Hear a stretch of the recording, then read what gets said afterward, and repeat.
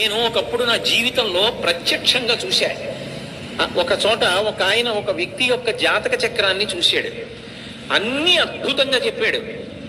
ఏడాది క్రితం మీ భార్య గారి శరీరం విడిచిపెట్టారు, మీ దురదృష్టం అన్నాడు. ఆయన అన్నాడు, నా భార్య శరీరం విడిచిపెట్టలేదన్నాడు. వెంటనే ఆ జ్యోతిష్కుడు అన్నాడు, మీ భార్య గారు శరీరం విడిచిపెట్టినంత ప్రమాదం జరిగిందా అన్నాడు. ఆయన కాసేపు ఆలోచించి జరిగిందన్నాడు. నువ్వు శివభక్తుడివా అని అడిగాడు. అవును, మేము ఇంట్లో శివారాధన చేస్తాం. శివారాధన చేయడం అలవాటుగా చాలా తరాల నుంచి మీ ఇంట్లో ఉన్న కారణం చేత యథార్థమునకు శరీర పతనమైపోవలసిన నీ భార్య శరీరము పడలేదు, అంతవరకు తీసుకెళ్లి వదిలిపెట్టించేశాడు ఈశ్వరుడు.